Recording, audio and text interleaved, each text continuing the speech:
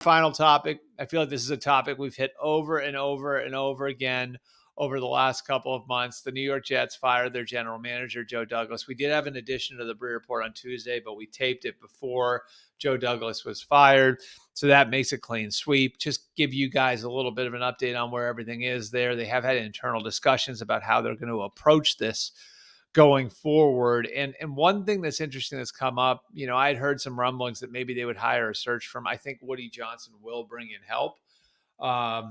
It sounds like they may go the advisor route. And the last time they did this, it had a clean sweep, was 10 years ago in 2015. And they did bring in a couple advisors to work with ownership. It was the ex-Washington general manager, Charlie Casserly, and then ex-Packers GM, Ron Wolf. Those two guys really helped set the table for Woody Johnson's search. I would assume that Woody Johnson will have some level of help, and maybe, one more time, maybe it won't be a search firm. Maybe they'll be bringing in consultants like they did in 2015.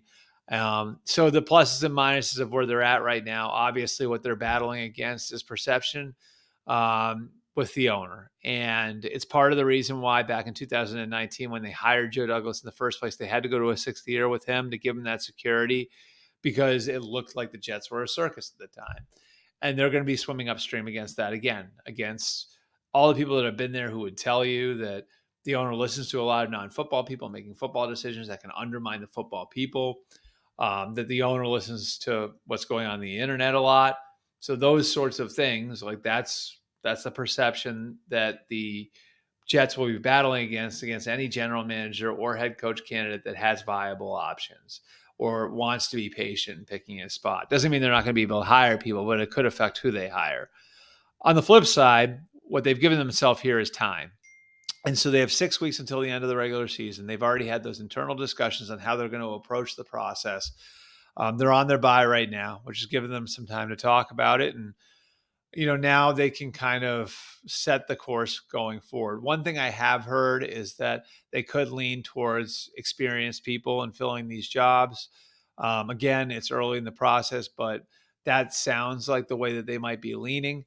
And I think that there are some names that make some sense. Mike Vrabel would be one. I don't know that Mike would go there. I think Mike is going to be a little selective about where he goes. And he has seen what it looks like when you've got ownership and transition and everything else in Tennessee. And that wound up biting him in the end. So I don't know that this would be the one that he would go and pursue.